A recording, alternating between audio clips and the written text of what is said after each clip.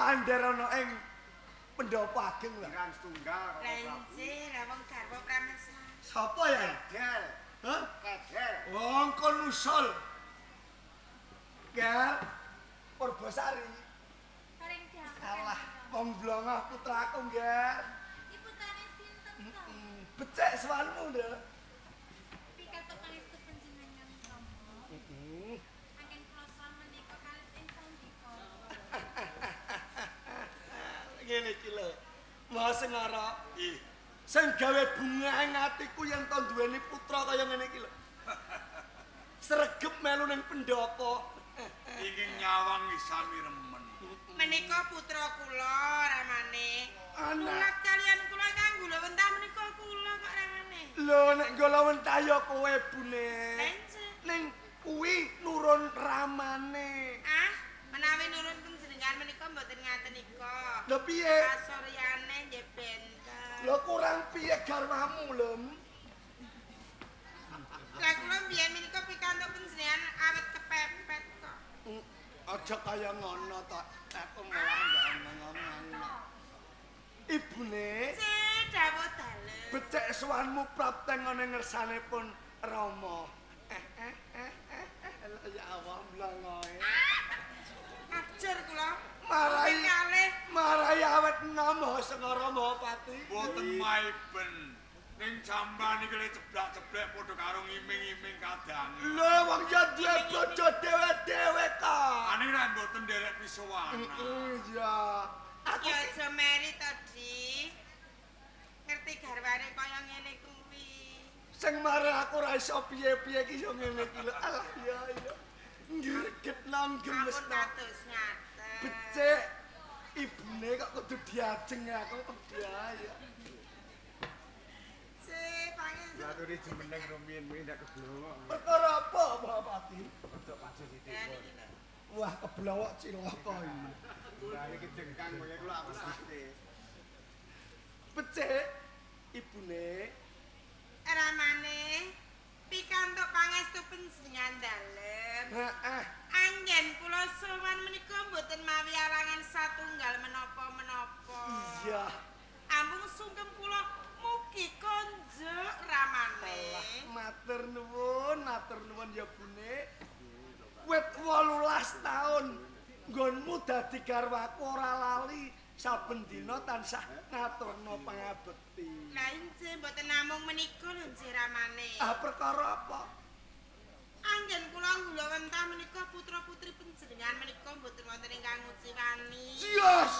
Cios. Sak Bune. wanci-wanci dipun niti pirsa menika sami sumadyo sedaya. Ora mung kuwi sing dadi bombonge atiku. Lanjut Aku duwe garwa siram. Cek, Ya, kados pundi? perkara putramu sing barep Purba Larang. Barbarara kados pundi ramane? Dadi bojone dewa saka ing kayangan Salendra Bawena.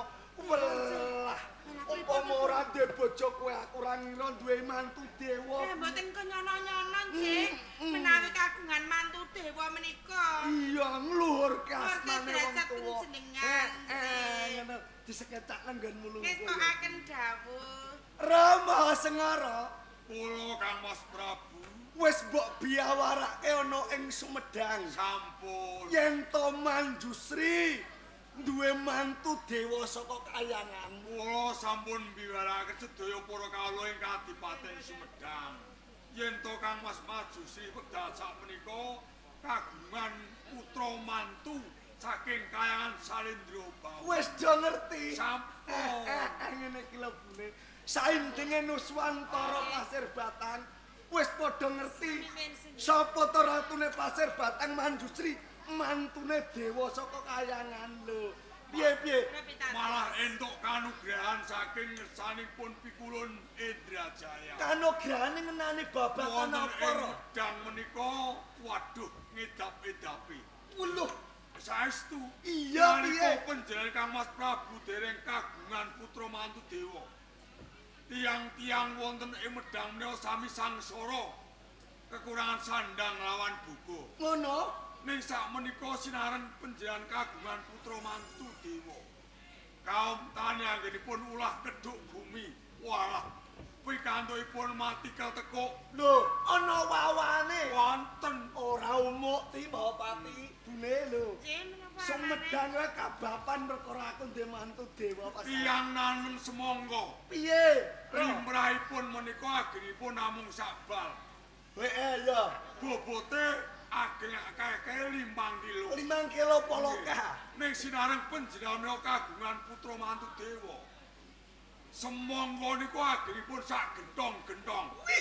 Bobote ngluwihi 20 kilo. Lho, Nggih, Gedene. murah kapi sedaya kawula wonten ing Medang. gedene sak gentong-gentong lho. Niku semangga. Tiyang nyeblokke debok. Nandur gedang. Wohe gedang. Limrahipun menika sak doran bendo agengipun. Ya. Sinareng panjenengan menika kagungan putra mantu dewa. Bedane Agengipun sak kentong-kentongan. lho. Wong nandur gedang kuwi Nggih. gedene sak tontongan. Kula pitados sedaya kala wau kenging sawape pikulun Indra. Mesti mulan aku ndek mantu dheweke cocok pokoke. Kula pitados. Mulane wong bagya mulya karo aku wong tuwa iso duweni mantu dewa saka kayangan. Kula nggih namung memuji saking kersaning Bathara mugi-mugi kula diparingi turunan putri iso kaya panjenengan. Wah, angel nek bojone gak ngene iki angel kudune bojone ngene iki kok. Napa kula nek kudu bojone kados garwane panjenengan napa kula ngambil garwane panjenengan? Lho sembrono. Ben duwe turun Kok diambil-ambil mantu ke? dewa. Tempe apa Garwamu kurang piye to, Di? Nun, Garwamu kurang piye? lho jare kudu kados panjenengan. Kuwi beda. Ngene iki mergo laire sungsang ndek. Nuwun sewu, rumiyin kula niku nggih tau ayu, tau cilik panjenengan nalika sepisanan. Ibune. Dereng kagungan putra. Nek ketone panjenengan ketone kok kaya ngono, ayo wis ora dikanggoke ayo ora apa. Ibune ngantek saiki jek ayu nek macet-macet. Sumpah. Ora Tenan. apa-apa. Alah, ibune wis ndang lungguh isen karo IPP-mi. Lah iya, apa panjenengan senengane ngledot terus wae to. Di Mahapati. Kula wonten dawuh Kang Mas. Kepiye ana ing Banten Serang kepiye? Mesti yo kena sawape wong dewa kuwi jangkane ombo ati. Mandi sabdane. Iya. Kalenggan menika ndamel eraming donya. Duh kandhane. Ora mung ngomongke Sumedang. Eram sanget. Selak keping roh eloke Wonten kahanan. Banten Serang pun datangi sedaya tiyang-tiyang saking manca negari. Serang. Nggih, Perkara apa ti? wonten salah satunggaling wanodya ingkang nglairaken boten lumrah. Ngair napa nang jabal? Nggih, Ora lumrah. boten lumrah. Ora lumrahe ti. Menika cangkemipun sak ambaning lawang. Oh, Dah iki piye cah? Nggih, mila tiyang-tiyang saking manca negari sami dumugi wonten ing Banten. Lho nek duwe anak bayi nek cangkeme sak lawang iki kira-kira gak malahi oleh mangan ati. Boten. Lho sing dienggo mangan apa beras rak kintal-kintalan ti? Boten. Lah piye kuwi? Iki gedang sing sak kentung-kentungan menika kala wau.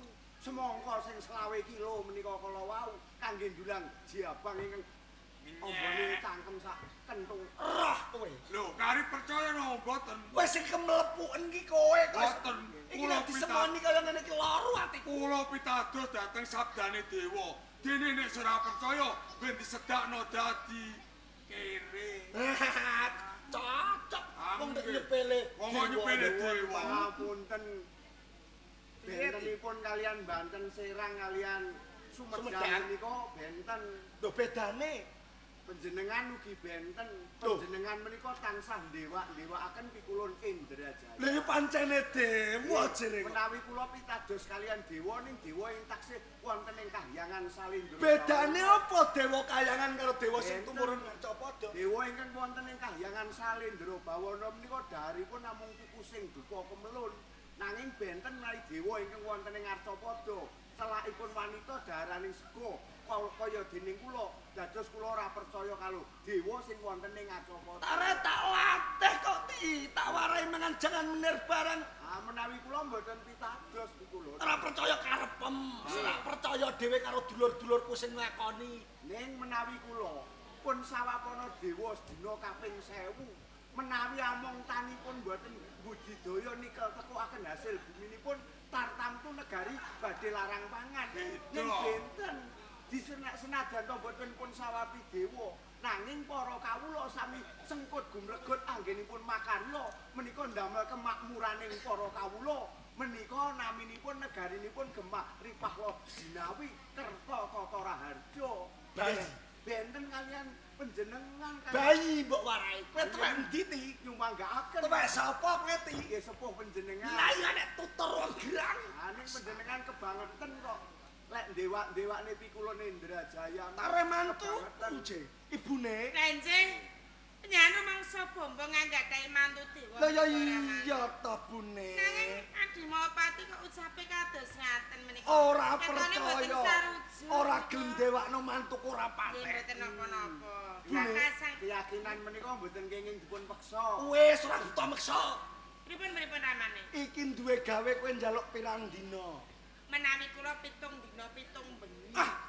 iya Lho kok pre? aku selapan dina Ora selapan dina. urung nukupi kawula ana ing pasir batang nek do teko Ingkang kabeh rewah sami saya. umpama ora teko kok Banten Serang ora apa-apa Oh ngaten. konggone Sumedang nek teko kabeh ora cukup 7 dina ta Bune Mboten cekap. ora cukup Selapan dina. Selapan dina tontolan saindenge Nuswantara tekakno kabeh Ning nuwun sewu lho ramane nek selapan dina kula nggih kesel. Samripun mung awak lemu terus ngaten kangge nyampe ngaten niku terus. ya engko tak ngebon lah aku Roh Maha Sengara Pripun? tanggapan selapan dina kowe nyumbang apa ro tanggapan Kula badhe nyumbang tontonan sing dereng wonten. cocok ketoke cocok Nggih, apa ro barongan. barongan Nggih, dereng nate wonten pasir batang wonten. kira-kira pirang dina ro kowe nyumbang barongan Seminggu. seminggu Nek barongan boten barongan tok nggih gantian. lho ngono Nggih wayang, dangdut, oh iya sayo merdika. ketoprak barang Nggih, Nggih tayub napa?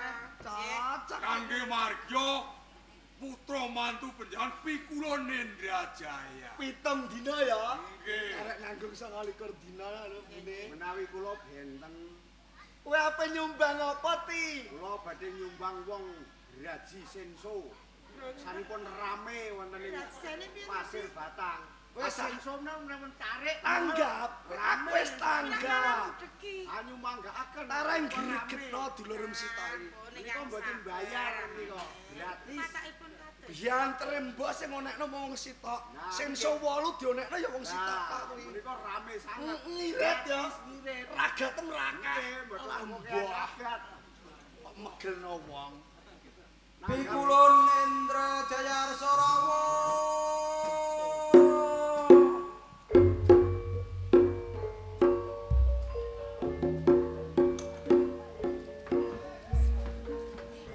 Nggih, nggih. Pripun namane? Ayo njen Probosari.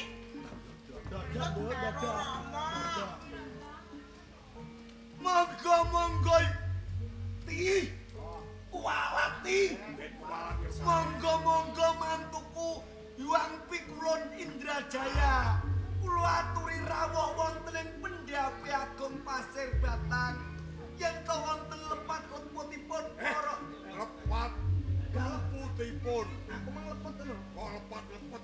lepat luputipun para sentana kula ngaturaken gunging pangaksami Hyang Pikulun umpama sitok ora mbok pangapura ora apa-apa ben walat yo ben wong dikon dodok ora gelem engko sik pegel lah yo ngenteni nek kon ngadeg yo lagi ngadeg lepat Sama-sama. sampun dipun keparengaken Wani-wani. Pripun namane, Cik? bojoku tegeh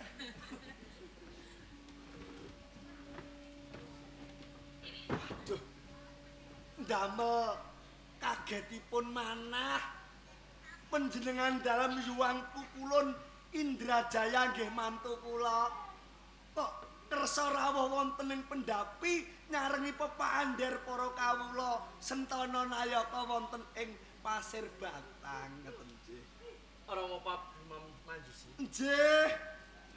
Menawi wonten ing kayuwangan panjenengan ngaturaken sungkem pangabekti monggo nderekaken. Nggih lah pripun? Ning menawi ing Marcapada kula menika mantu panjenengan. Saking menika sungkem pangabekti kula kemawon. Sampeyan niku kula sing bingung kene penapi. Lho kula niku titah lumrah menungsa sampeyan Jawata kok panjenengan ngaturaken bekti ngen kula nampi pekewuh to nak Mas. Kulon Boten kados ngaten. Awit kula menika rak putra pantu dalem. Paneras. ngaten jek ora apa-apa ya. Ora apa-apa niku. Wajib kok. Menika Jagate menang. kuwale ya menika. Ora buta. Nggih, monggo. Napa ingkang dados kersanipun wonten ing Pendhapi Agung panjenengan dalah ingkang putra kula Purbalarang. Ana apa ta Nggar? Cak ayu. Kirama dalahipun. Nggar. Sareneng samangke kula menika sampun dados garwanipun Pikulun Indrajaya wonten kayuwangan Salendra Bawana. Kersamu, Nduk. Langkung saenipun kula gendherek nambahi jimat asmara. Lho, sliramu. Eh, Sawise dadi garwane Dewa Kayangan, ape tambah gelar Jimat Asma? iki Rama. Cocok. Piye, Nduk? Kagem sedaya kemawon ingkang sampun mepak andher wonten ing Pendopo Agung. Kersa panjenengan sedaya hanyakseni bilih sak mangke kula badhe nambahi jimat asma Betari Purbalarang. Betari Purbalarang. Ayo disanget. Encih garwanipun Dewa ya kudu Betari ya. Ora angsal Betari. Betari. Rak sae to Ibu menawi kula semantingklan Kang Mas Pikulun Indrajaya. Ning tak peseni ya, Nduk. Apik Nek kowe dolan ning kayangan ki apa-apa jare ana. Njaluk apa wae keturutan. Rada diet, aku kuwatir nek kowe kaya ibumu. nurat ibu ya ora apa-apa to ramane.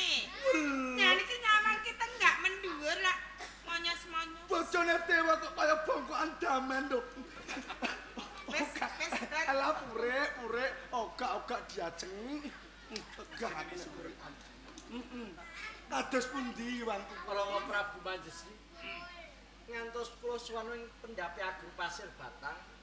Jalaran namung kula kepengin badhe nyuwun pamit kundur makayangan. kersanipun badhe wangsul sekedhap wonten ing kahayuwanan.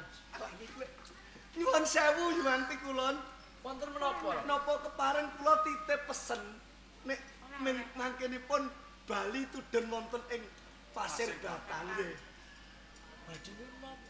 Kula mang panjenengan betake lintang cilik-cilik ala endah ngoten. Nyen lintang. Kula bulan. Oh, labune. Apa mbok kae endi bulan? Lintang kuwi nggo ngirit daya listrik. Oh, ngaten. Dikene alun-alun wis mencorong. Lho, gak bayar listrik. Pripun? Nggih. Menawi pancen Rama Prabu Manjusi kagungan pamundhut menika badhe kula udan. Ra mumpung lho ra. Arang-arang balik kayangan lho ra. Kula mboten meling menapa-napa. Gak gitu. Sampun pikantuk lintang mawon sampun abyor. Nggih. Mugi wonten medang. Kowe wis gak pesen. Mboten pesen Ini apa-apa. apa? Kowe pesen apa? Daru. Lho kok guyu. Kula mboten maaf. Kowe kok guyu ae ta bune ketok iki. Nggih, kula remen. Padha. Kowe mantu dewa. Ti, lho gak pesen ti. Kula pesen bledet mawon. Sing kok bedak jane piye to, Dik? Kowe kok pesen bledek iki kabeh mbokku apa ti? Rasane nyamber menungso sing ora genah niku kok Nah, ngaten pripun. kok cobi. Nek adang panjenengan ora mantu. Padahal sing ora genah ki aku ki. Nggih. Apa dipakane bledek? Sapa sing krasa mesti rumangsa. Kowe jalukan nek sekamel ngono. Ayo manggaaken to. Aja mbok turuti. Yer mantuku ya. Sampun. Nggih. Menawi mekaten kula enggal-enggal badhe nyuwun pamit. Mangke rumiyin niku lho. Kula paman Purbalarang. iki Ene. iki menawi dipun parengaken kula badhe nderek Ning kok aja paman. Dik. Dewa iso mabur kowe ra iso. Oh gandel wae. Lah mangke menawi dipun gandeng nak saged to paman. Nggih. Nyuwun pangapunten. nyuwun Wis Jajeng jajeng Purbalari. Purbalari iso. Iki kula Kang Mas Pikulun. Ora jeneng aku ora tresna karo sliramu iki kok. Nggih. Ning durung wahyaning mangsa kala. Kalamun Jajeng Purbalari iki kepengin nderek kondur makayangan. Iso. Yen wis tuwi wahyaning mangsa kala mesti bakal tak kanthi nang kayangan. Kon mbok menawa nek badhe Kang semek. Kang Mas pinjam menawi sampun dipun parengaken kula badhe tuturi kalian panjenengan. Pangestu. Iki ora Kang.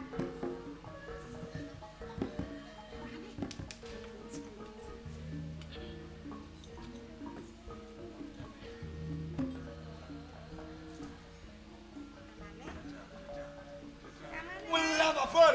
Nggih, muga. Pasari. Samangin kae. Dadak, bro. Dadak to. Lintang. Yo. Biar menika ramane. Lintang nggih, ampun lali nggih. Sampeyan iki nyampluk mik rubuh malah cilaka. Ono munggah kursi aku ya munggah. Ngenyek. Nyek mriki. Mabure mantu kurono kok kowe dadak mrono Eh, piye? ampun pentul Lho, tapi. perkara piye? Dewa niku najan tindak mriku didahi mriku niku ngertos amargi mriki wonten mripate.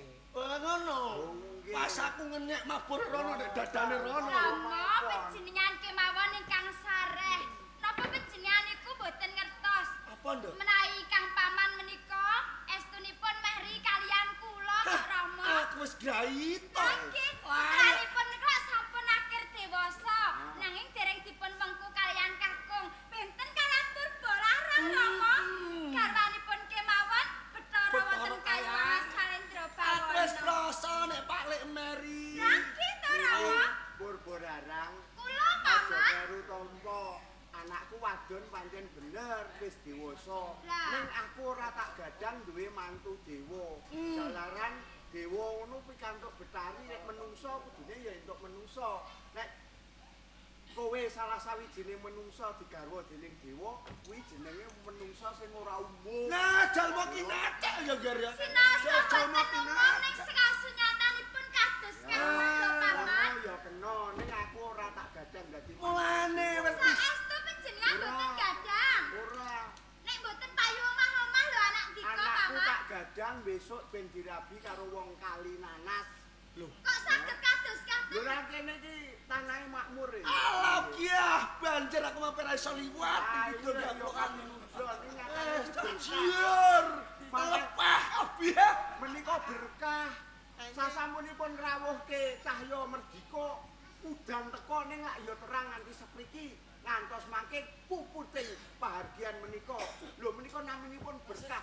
Saking Sampun ngesampun sampun. Gusti. Ampun perkawis grembak bat mantu dewa. Omongane gaduhake Nek kula mengelati sing terus. kula mboten meri. Wong gerangane diatosi terus. Kula mboten meri mboten usah dirembak. Malah kula niku sing kula gawe niku panjenengan kawat Prabu. Sing kula pikirake niku sampean. Lho sampean niku ya ora ngira barbar pisan. Nek Kampas Prabu Majusi kok di penyakit lepra.